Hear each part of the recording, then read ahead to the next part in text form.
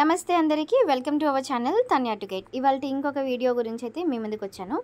So గురుకులానికి సంబంధించి NEET long term coaching గురించి అయితే చెప్పబోతున్నాను. చాలామందికి తెలిసే ఉంటుంది, ఎవ్రీ ఇయర్ సోషల్ వెల్ఫేర్లో నీట్కి సంబంధించిన లాంగ్ టర్మ్ కోచింగ్ అయితే ఉంటుంది. అంటే మీ స్కోర్ మంచిగా వచ్చి మీకు సీట్ రాకపోవడము, మళ్ళీ ఒకసారి ప్రిపేర్ అవ్వాలనుకునే వాళ్ళకి ఇది ఒక బంగారం లాంటి ఆపర్చునిటీ. సో దీని గురించి ఈ వీడియోని కొంచెం ఎక్కువగా ఉంటుందేమో వీడియో లెంత్, బట్ ఎక్కడ కూడా స్కిప్ చేయకండి. కావాలంటే స్టార్టింగ్ స్కిప్ చేసినా కూడా మధ్యలో అయితే కంపల్సరీగా వినండి. మీరు గూగుల్ ఓపెన్ చేసిన తర్వాత TSWREIS టీజీ, ఇప్పుడు టీజీగా చేంజ్ అయింది కదా, సో TGWRESగా కొట్టండి.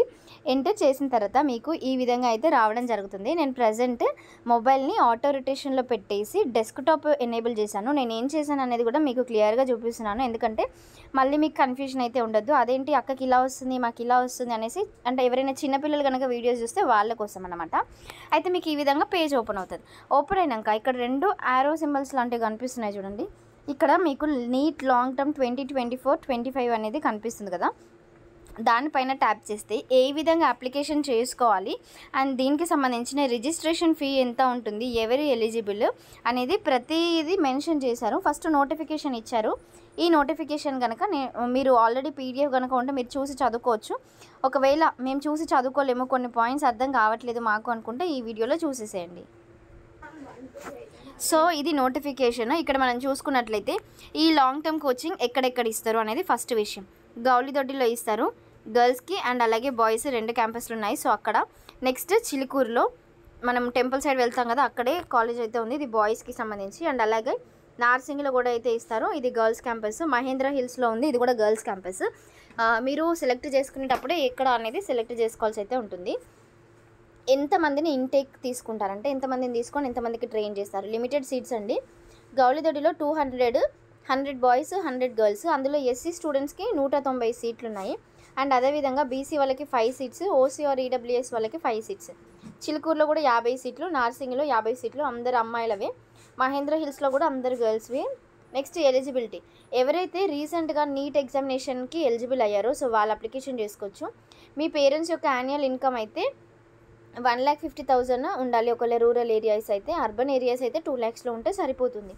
Next students who joined in OPBC earlier, అంటే ఎవరైతే దీనికి ఆల్రెడీ జాయిన్ అయ్యారో మీరు ఎలిజిబుల్ కాదు అనేసి మెన్షన్ చేశారు. సో స్టూడెంట్స్ని ఎట్లా సెలెక్ట్ చేస్తారంటే based on seat matrix and అలాగే మెరిట్ లిస్ట్ని బేస్ చేసుకున్న సెలెక్షన్స్ అయితే ఉంటాయనేసి చెప్పడం జరిగింది. పేమెంట్ చేయాల్సి ఉంటుంది. పేమెంట్ ఎంత అంటే ఈచ్ స్టూడెంట్కి 200 రూపీస్ అయితే తీసుకుంటారు.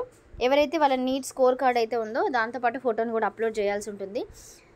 ఫోటో స్కోర్ కార్డు వ్యాలిడ్వి కంపల్సరీగా ఉండాలి, అట్లయితేనే యాక్సెప్ట్ చేస్తారు, లేదంటే చేయరు. లాస్ట్ డేట్ వచ్చేసరికి 24th జూన్ వరకు అయితే ఉంది. నెక్స్ట్ మీరు ఒకవేళ సెలెక్ట్ అయితే సర్టిఫికేట్ వెరిఫికేషన్కి ఏమేమి తీసుకెళ్ళాలనేది కూడా ఇప్పుడు చూద్దాం. మీ యొక్క నీట్ 2024 స్కోర్ కార్డ్, అలాగే caste certificate, latest income certificate, SSC and intermediate memos, passport size photos 4 తీసుకొని వెళ్ళాల్సి అయితే ఉంటుంది. క్లాసెస్ వచ్చేసరికి July 1st నుండి అయితే స్టార్ట్ అవుతాయి. సో ఇది, అండ్ అప్లికేషన్ చేసుకునేది ఏ విధంగా అనేది కూడా నేను ఒకసారి చూపిస్తాను.